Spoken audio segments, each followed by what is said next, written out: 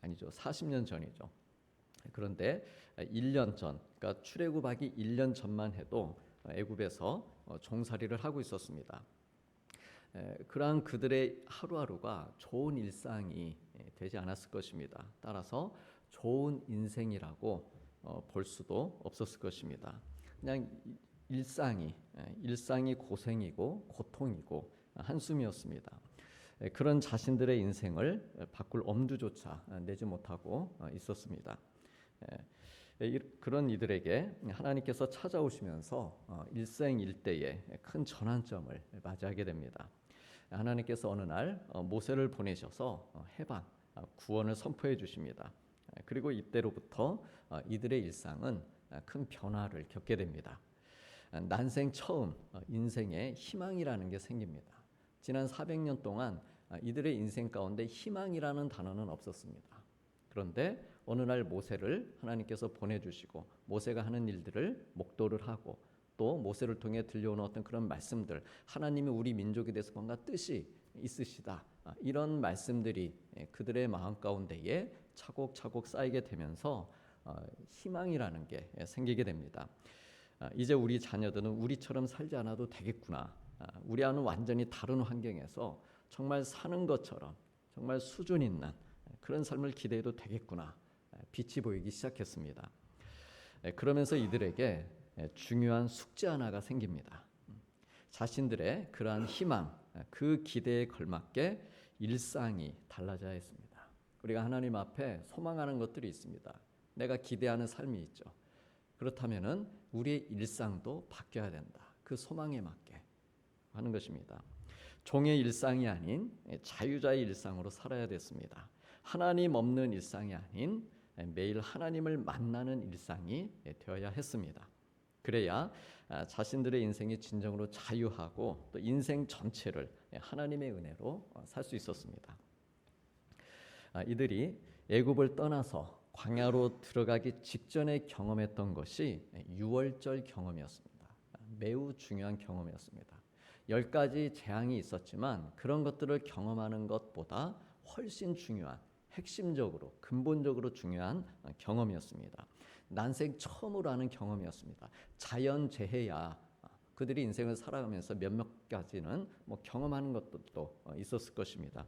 그런데 이 유월절 경험은 정말 처음으로 하는 경험이었습니다. 그리고 동시에 그 경험, 이 유월절의 경험이 앞으로는 일상적이 되어야 하는 그런 경험이었습니다. 이 구약의 유월절 경험이 신약에서는 십자가 경험, 예수님을 만나는 경험으로 바뀌게 됩니다. 그래서 예수님을 만나고 구원받은 그 은혜의 경험이 일상적인 경험이 되는 것, 이것이 이제 신약 이후에 오늘날 우리에게까지 이어지는, 또 이어져야 될 그런 경험입니다. 유월절을 경험했다. 이것은 종과 자유인의 경계, 죽음과 생명의 경계에서 하나님의 구원을 경험했다 의미입니다. 애굽에 속한 것은 그것이 짐승이든 사람이든 처음 난 것들이 다 죽어나가는데, 자기들에게 속한 것은 죽음의 사자가 건너뛰는 것을 보는 사는 경험을 한 것이죠. 그래서 바로 이 사는 경험, 우리가 살았다라고 하는 경험, 구원받은 기쁨에 대한 이 탄성으로부터 시작했던 것이 광야 생활이었습니다. 그러니까 바꿔놓고 얘기하면은 광야 생활이라 할지라도 이런 하나님과 함께라면 할 수 있겠다라고 하는 것이죠. 우리 저마다 우리의 삶의 형편이 자리가 다 다르지만, 그러나 내가 믿은 예수님, 그리고 이러한 하나님과 함께라면 내가 앞으로도 내 인생 주어진 길을 내가 갈 수 있겠다, 어떤 그런 믿음을 가지고 우리가 이 삶을 살아가는 것입니다.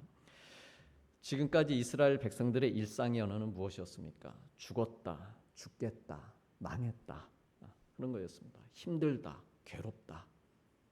400년 동안 그 말을 하고 살았습니다. 그러나 하나님께서 자신들과 함께 하시는 이 구원을 경험한 후부터는 살았다, 살겠다, 더 잘 살겠다, 흥하겠다, 그걸로 바뀌는 것이죠. 일상의 언어들이 긍정적이고 희망적으로 바뀌기 시작했습니다. 한번 따라해 보시죠. 살았다, 살겠다, 더 잘 살겠다, 흥하겠다. 아멘. 네. 그러니까 종의 언어들이 자유인의 언어로 바뀌었습니다. 우리 사랑하는 성도님들, 이처럼 우리가 예수님 믿고 구원을 받게 되면은 우리의 말도 생각도 삶을 대하는 자세도 가치관도 긍정적이고 희망적으로 바뀝니다. 죄와 사망으로부터 건짐을 받고 사는 경험을 했기 때문에 즐거워하고 기뻐하고 감사하면서 매일을 소망 가운데 기대하는 삶을 우리가 살아갈 수 있습니다. 그래서 바울은 말합니다. 고린도후서 1장 18절 19절에서 하나님은 미쁘시니라. 즉 하나님은 신실하시니 우리가 너희에게 한 말은 예하고 아니라 함이 없노라 라고 했습니다. 우리 가운데 전파된 하나님의 아들 예수 그리스도는 예하고 아니라 함이 되지 아니하셨으니 그에게는 예만 되었느니라 라고 했습니다. 그러므로 우리들이 내가 지금 예수님 믿고 있는데 내가 진짜 구원받은 삶을 살고 있는가, 이것을 알아보는 방법 가운데 하나가 주님 안에서 내가 늘 예하며 말하고 있는지, 예하며 살기를 힘쓰고 있는지 이것을 보는 것입니다. 만일에 아니요 하고 있으면은 물론 그렇다고 해서 내가 이미 구원받은 것이 없어지는 것은 아닙니다. 다만 내가 구원받은 삶을 제대로 누리지 못하고 사는 것입니다. 예하고 그렇게 누리면서 살아야 되는데 중간에 툭툭 아니요가 나온다는 것이죠. 누리지 못하는 것입니다.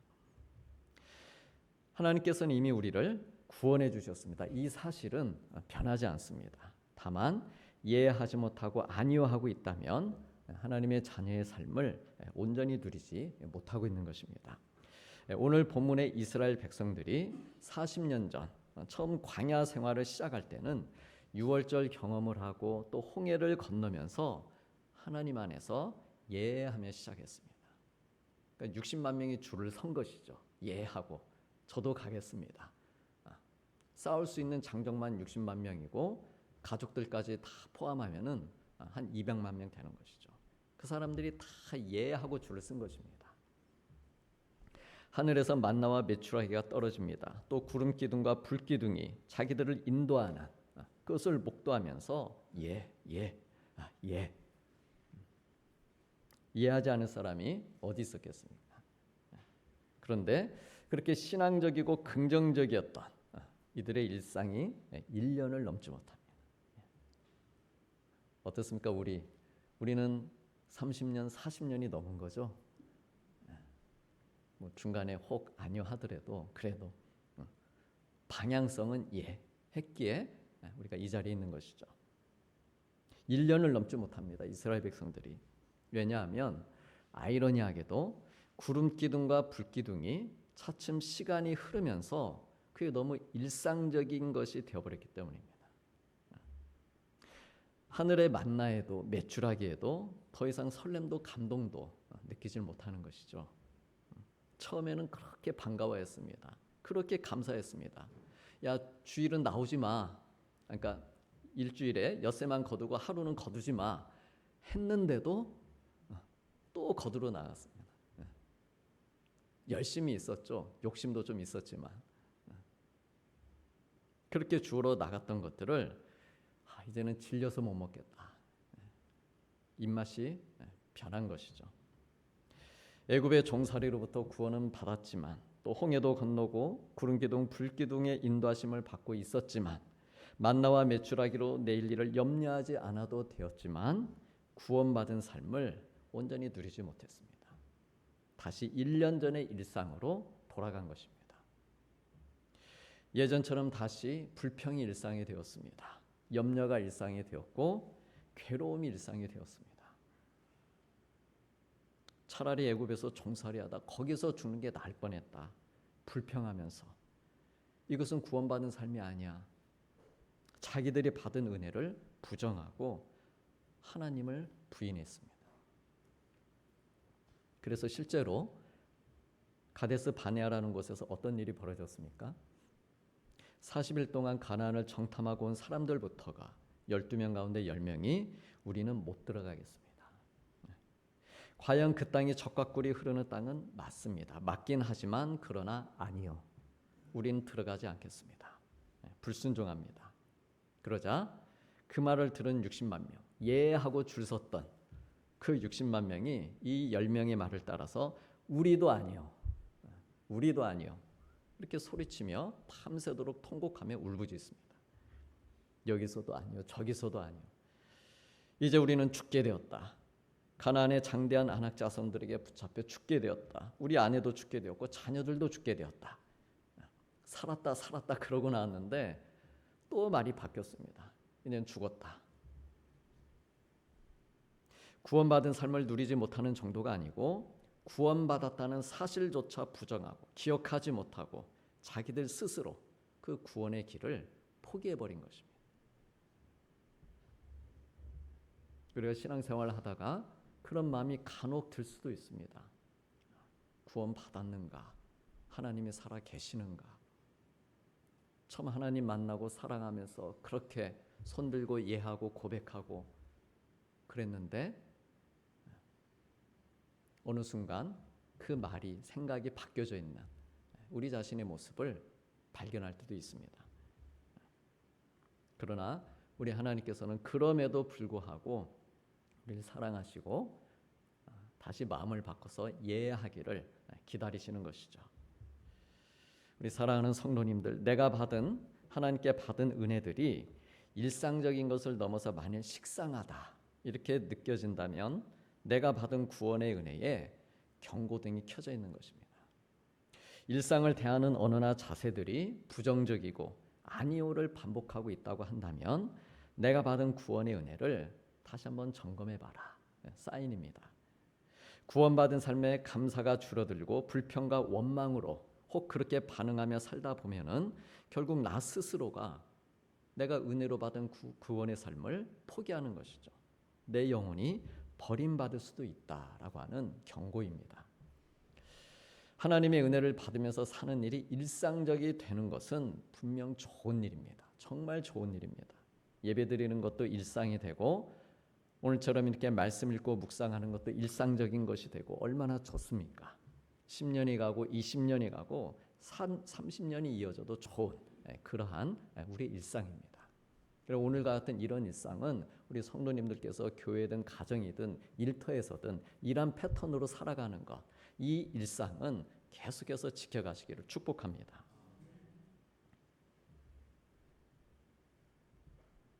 현재 하나님 믿고 내 신앙생활을 하고 있는 이 일상이 그냥 그런 것 같다 이렇게 느껴질지라도 무미건조하게 느껴질지라도 이 신앙의 일상을 우리가 그대로 지켜갈 수 있어야 됩니다.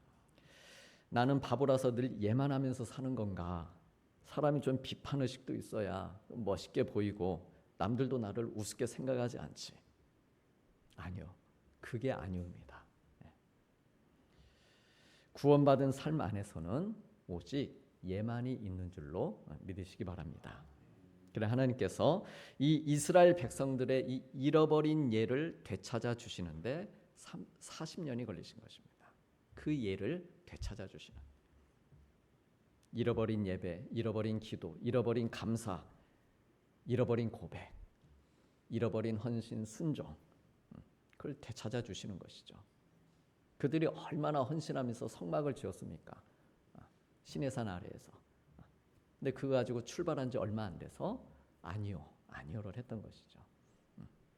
근데 39년의 그 광야 생활을 통해서 결국 하나님께서 그들에게 해주신 것은 아니요를 예로 바꿔주시는 그 역사를 행해주신 것이죠. 그러면서 말씀해 주십니다. 그 40년을 다 인도하신 후에 그렇게 말씀하십니다. 신명기 29장 5절 6절 말씀을 우리 같이 보시겠습니다. 주께서 40년 동안 너희를 광야에서 인도하게 하셨거니와 너희 몸의 옷이 낡아지지 아니하였고 너희 발의 신이 헤어지지 아니하였으며 너희에게 떡도 먹지 못하며 포도주나 독주를 마시지 못하게 하셨음은 주는 너희의 하나님 여호와이신 줄을 알게 하려 하심이니라. 아멘. 그들의 일상이 이 맨 마지막 구절 말씀처럼 여호와 하나님을 아는 일상이 되게 해주셨습니다. 우리가 하나님을 아는 일상, 그걸 되찾아 주신 것이죠.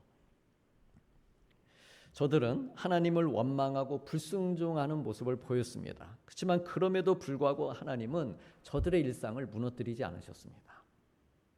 그래서 그들의 옷이 낡아지지 않게 하셨고 그들의 바레신에 헤어지지 않게 하신 것이죠. 그렇게 그들의 일상을 먹고 마시고 자는 일상을 지키시고 보호해 주셨습니다. 거기에 더해서 하나님을 아는 그 일상을 되찾으라는 것이죠. 하나님을 향해 아니요 아니요 하며 입만 열면 불평하는 백성들. 그러나 우리 하나님은 신실하시고 긍휼이 한이 없으신 분이시기에 그렇게 아니요 하는 입에 계속해서 만나를 넣어주시고 메추라기를 넣어주신 것이죠. 그래 그들의 생명을 자손을 번성케 하신 것입니다. 광야 40년 동안에도. 언제까지 그렇게 해주셨는가? 하나님을 향해 예할 때까지. 예할 때까지. 그들의 일상이 구원받은 은혜의 삶을 다시 회복하고 되찾을 때까지. 그때까지 하나님께서 계속해서 그들을 보호해 주셨습니다. 그래서 구원받고 은혜 받은 삶을 온전히 누리고 하나님을 향해서 긍정적인 마음, 이제 준비가 되었구나, 그 마음을 표현할 줄 아는 모습을 보신 후에 만나와 메추라기를 그치십니다. 그래서 여호수아 5장 11절 이하에 이들이 가나안 땅에 들어간 직후에 유월절 이튿날에 그 땅의 소산물을 먹되 그날의 무교병과 볶은 곡식을 먹었더라. 볶은 곡식, 이거는 광야에는 없는 거죠. 곡식은. 그러니까 그 땅에 들어가서 먹은 겁니다. 이제 가나안 땅에. 그 땅의 소산물을 먹은 다음 날에 만나가 그쳤다라고 했습니다. 이스라엘 사람들이 다시는 만나를 얻지 못했다. 우리 사랑하는 성도님들, 하나님께서는 우리 인생 전체를 바라보시고 주시하시면서 내가 가야 할 길, 그 길을 가장 정확하고 안전하게 인도하시는 분이십니다. 그래서 다윗은 시편 139편에서 고백합니다. 하나님께서 나의 앉고 일어섬을 아시고 멀리서도 나의 생각을 밝히 아시며 즉 나의 일상을 아시며 내 모든 길을 살펴보신다고 했습니다. 하나님께서 내 인생의 앞뒤를 둘러싸고 나의 일상이죠. 내 일상의 앞뒤를 둘러싸시고 내게 안수하셨다. 얼마나 감사합니까? 이렇게 고백하면서 그러므로 내가 새벽 날개를 치며 바다 끝에 가서 거주할지라도 거기서도 주의 손이 나를 인도하시고 주의 오른손이 나를 붙드실 것이다. 자기의 일상과 인생을 이렇게 하나님의 손에 온전히 맡겨드리며 살았습니다. 그러므로 우리 사랑하는 성도님들, 우리들도 나를 향하신 우리 하나님의 주권, 다스리심, 그래서 인정하면서 나의 일상과 인생이 온전히 하나님의 것이 되기를 원합니다. 나의 가정의 일상, 내 일터의 일상, 내 신앙의 일상, 이런 것이 하나님 앞에서 감사와 헌신 그리고 믿음으로 드러나도록 이렇게 마음과 힘을 다해 사시기를 원합니다. 오직 우리 주님 바라보면서 긍정함으로 예라고 응답함으로 우리의 인생이 하나님의 기쁨과 영광이 되기를 원합니다. 그래서 이 가을은 물론 평생 우리의 삶이 나를 이끄시는 하나님 만나고 나와 산책하시는 하나님과 동행하면서 내 인생을 지키시고 복 주시는 우리 하나님 충만히 경험하시기를 주님의 이름으로 축복합니다. 오늘 주신 말씀을 놓고 같이 기도하시겠습니다. 주님, 저희 일상에서 하나님을 만나며 기뻐하는 삶이 되게 하여 주옵소서. 세상에 매인 종의 일상이 아닌 자유자의 일상으로 살면서 매일 하나님의 은혜로 사는 경험을 하게 하여 주옵소서. 구원의 은혜를 누리며 일상의 언어도 생각도 가치관도 더욱 긍정적이고 희망적이게 해주시고 주님을 향해 늘 이해하며 살게 하여 주옵소서. 그래 평생 하나님을 아는 일상으로 살면서 저희의 옷과 신발이 낡거나 헤어지지 않고 지키시고 보호하시는 하나님의 은혜로 살게 하여 주옵소서라고 같이 기도하시겠습니다.